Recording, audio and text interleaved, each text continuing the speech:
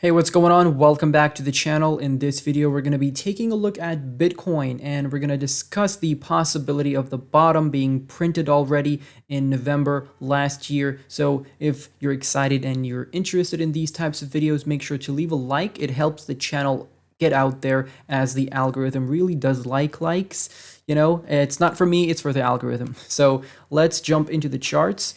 And I do have a couple of charts here for Bitcoin, so we're gonna take a look at a couple different ones, four to be specific, and we're gonna take a look at different time frames as well. So we do have this Fibonacci retracement, and as always, if you don't know how to use the Fibonacci retracement, there is going to be a link down below in the description.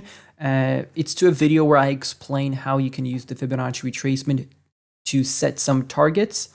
And we have the swing high all the way up here. That's November 2021, where we had the peak of the bull market. And we also have the swing low over here. That was June 2021. And our 1.618 was all the way down here at $16,800. And if you've been watching my videos for quite a while, you'd remember this. I was talking about this level for many months, way before we were down here. In November, way before that. And I was talking about that level, and it was all based off of this Fibonacci retracement because it is, you know, this is not magic or anything. I'm simply using the swing high, the swing low of the chart or of the fractal here, and the technical target is your 1.618. That's where you typically retrace to based off of a Fibonacci retracement. Now, if we take a look at the correction that we've had here for Bitcoin, that was a 77% pullback, which is quite hefty. And I think with every bear market, we're going to be getting that pullback less and less deadly. So I think the last time we saw a pullback in a bear market, that was an 85% pullback. So everyone was expecting an 85% pullback, which would have taken us all the way down to $10,000. And that's what people were waiting for. They were waiting for $10,000, $12,000. And hey, I'm not saying that that was impossible. I'm just saying that you can't really base your prediction off of percentage that, you know, Bitcoin pulled back based off of the previous bear market or whatever. You know, that's not really how things work. Now, one of the levels based off this Fibonacci that I was looking at was the $12,000 price. And if you add a trend line there, you can see that that's the resistance we created back in August of 2020. So this was something that I was targeting in case we saw a pullback below, you know, $14,000. So this was one of the targets that I had. And if we got to this place, I would have said, well, this is probably the bottom. Although I wouldn't have known that for sure, but based off of technicals that we're seeing on the chart, that would have been a bottom. And that, mathematically speaking, that had a very good chance of being the bottom. Now, zooming in and taking a look what's going on here. So since this bounce we had from the 1.618, and by the way, if you entered on the 1.618, you're up 44% in a bear market. That's how you can make money in a bear market. It's really not that hard. You just don't have to be a degenerate who is going with 100 leverage, 100x leverage on you know, Bybit using some YouTuber's link just to make him he's basically going to make some money off of you, and you're going to lose all your money. So it really doesn't matter to him as long as you actually deposit the money. Whether you lose or win the trade isn't really important because he gets the commission regardless. And I'm not trying to, you know, say anything, but I'm just stay away from that type of stuff. So the daily 20 EMA here, as you can see, which is the yellow line, the red line is the 55 EMA, and these are your support levels that you should be looking at. So we saw a bullish cross here in January. That was a very good sign. We saw a very strong breakout above this level here, above this yellow resistance trend line, which was our support since September. And we also saw a pullback all the way here in June. So I may just extend that trend line like that. And you can see that we've held that level. and we broke above immediately here. Look at this strong breakout. We even broke above the resistance block here, this blue resistance block that we've had, which was based off of these swing lows and swing highs we've been printing. And we got rejected from there in November. We pulled down, and now we reached that exact same high in November, and everyone thought, well, we're going to be pulling back from here. Well, no, that's not what happened, and we saw the continuation with another pump above the 1.272 Fibonacci level, and now we're hovering above that level. We're hovering above the 20 EMA. So this is looking solid for now.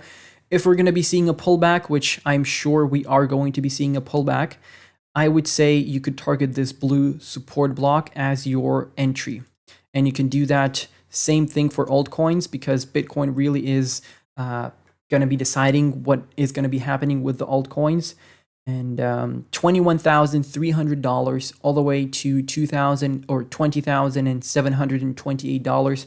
That is going to be the low that we can be retesting here. We're going to be coming back all the way here for a nice retest and a move to the upside. That's going to be a nice retest of these two highs, or these two trading ranges here. And that's going to be a nice higher low for us. And potentially into August, we can see a pretty strong move as well with a pullback. Potentially, we're going to continue this current uptrend until March or April. And that's when we see the strong rollover. Because typically you do see a pullback in April, May, then you see a move to the upside in summer into July and August, and then you see another dump into the fall, and then you see that one last move into December, November. So what I'm thinking is that move into December, November is really going to kick off the bull market for 2024. So I think we're going to see one peak here in spring. We're going to see one peak in summer. And between those two peaks, you're going to have, or after those peaks, you're going to have a pullback. And then after the second pullback, you're going to see the bull market come into play, because the Fed is going to start cutting interest rates. We're going to see the Bitcoin halving sometime in spring 2024. And yeah, that's basically the only things that you need. And probably Tesla is going to start accepting Bitcoin as payments, or some stupid stuff like that's going to come out, and everyone's going to get bullish all of a sudden. And, you know, we've been sitting in the markets for 2 years now. We're going to make a lot of profits, and a lot of people are going to start coming in at, you know, $60,000, $50,000. You know, as always, they're going to be late. And this time we're going to be making money. So hopefully you stick around with the channel until that happens. So we looked at that chart. Let's take a look at the second chart that we have here. Okay, so this is, okay, yeah, so this was the potential ABC that I was looking at with an Elliott wave theory. So this is what I think is happening here. So we have the 1, 2, 3, oh, sorry. We have the 1, 2, 3 wave 4, 5. Then we have the ABC correction, and we've had the C low here. And what's happening right now is we're starting a new either wave 1, a large wave 1, and within that wave 1, we're going to have multiple Elliott wave structures within that wave, just like we have over here, right? You can have 1, 2, 3, 4, 5, and it's within this small wave 1, right? You're going to have multiple of those. And we can break that down in a separate video. I don't want this to take too long. The next chart here, by the way, Bitcoin is starting to move up right now. If we take a look at some altcoins, yeah, they've gone up pretty. INJ was a really good entry for me, and I was, you know, sharing all of this on Patreon. So if you want to check that out, the link is down below in the description. All my buys are on Patreon. Moon River is something that I'm trading right now for my friend, and I have a sell order set up. I'm gonna give this away. I have a sell order set up at $10.39 for now, because that's a major resistance level here, and I'm looking for a nice swing trade. So the entry was at $8.11. I entered on this SWIC here, and that's going to be a nice 28% move. And then I'm going to be looking for a re-entry off the 20 EMA. Well, it doesn't even matter if the price goes down after that. I still made my profit. Now back to Bitcoin. Let's take a look at the third chart that I have here. And what's this all about? Okay, so this is going to be the falling wedge. Let's zoom out. It shouldn't be this laggy. I guess it's doesn't matter. So we have our falling wedge playing out here, and we're breaking above the resistance level. So this is really good. If we manage to stay above the 20 weekly EMA, that's going to be good. Hopefully we're going to come back and retest it as support, because we really need to do that. We don't want to get this overextended this early.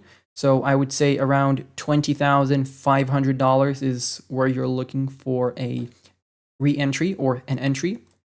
You also have the 55 EMA on the weekly. That is going to be a major level for us to break as resistance. And once you have the bullish cross on the weekly chart, once that happens, that is basically your safest indicator. Your entry could be based off of that, because if you're on the sidelines right now, you don't want to be buying anything and you're just waiting for a confirmation, the bullish cross on the weekly chart would be one of the best confirmations you can ever have. Obviously, you're going to miss out on some gains if you bought below, but if you're buying below, there's still a chance you might continue down. So if you don't want to be sitting in a pullback, just wait for the bullish cross. That's literally the easiest thing you can do. So some resistance here at 25,500. That's going to be a major level for us to break. So we could retrace there and have a move to the downside from that point. But if we manage to break that and we set a Fibonacci retracement here, just a local one, we're going to have a technical target at $31,800. We could see that potentially, let's say, in August or May. You know, I don't know how strong the market is going to be in May and April, but I do know that we're going to have another FOMC meeting in March and in May. So I think in March, they're still going to raise the interest rates by another 25 basis points. And then in May, we're going to hear Jerome Powell say that they're stopping they're not going to be increasing the rates anymore. They're going to be holding off for now. And at the end of 2023 or at the start of 2024 in February, they're going to announce that they are starting to cut the interest rates. And that means that the interest rates are going to be going down. They're going to start printing their money, and we're going to make a bunch of money on crypto. Now, do you have the patience to wait until that time comes? That's a whole different question.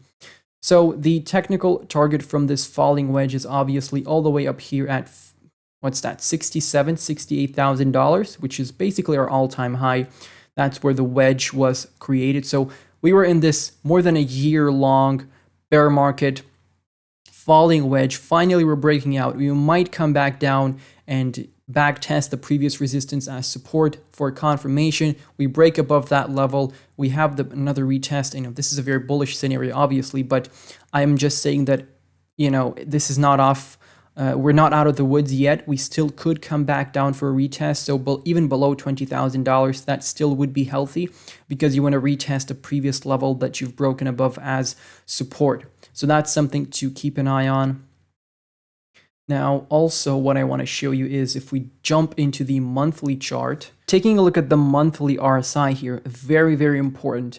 So we've had the previous two bear markets, and both times we got to the bottom over here and over here.